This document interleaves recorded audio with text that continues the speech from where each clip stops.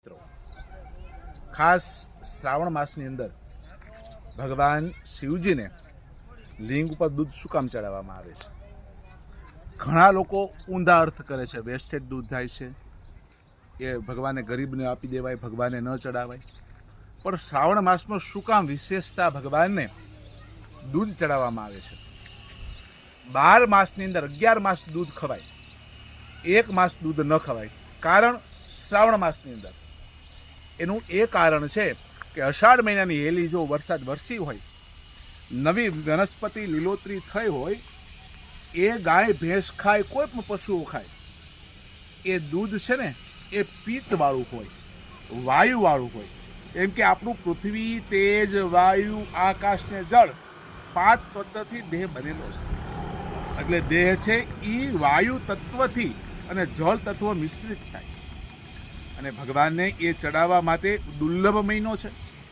જો એ દૂધ ખાવામાં આવે તો દૂધ પચે નહીં, વૈજ્ઞાનિક કારણ છે. પછી ભાદરવાનો આસો આવે ને તો તમને શરદી, કફ એ બધું થાય.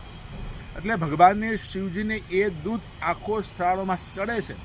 અને દૂધ અને પાણી મિશ્રિત થાય ને એટલે આ ભૂમિનું લાવા શાન થાય છે.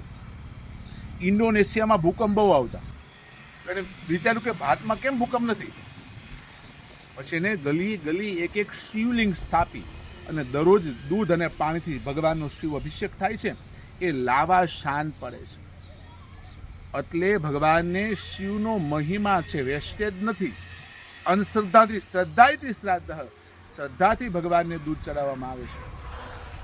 એટલે કાશીની અંદર તમે જાઓ ને તો આખું વિશ્વ ભૂકંપથી ગળાઓ થઈ જશે, પણ એ કાશી નહીં થાય. કેમ કે 3 પડ એના દૂધના પાણીના છે, એ લાવા શાન.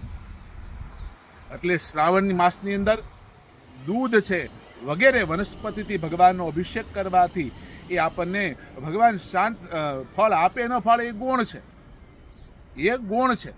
પણ આપણા શારીરિક સ્વસ્થતા માટે, આ પૃથ્વીની કૃત્રિમની જાળવતા માટે અને અન્ય પ્રવૃત્તિને જાળવવા માટે ભગવાનને દૂધ ચડાવવામાં આવે છે.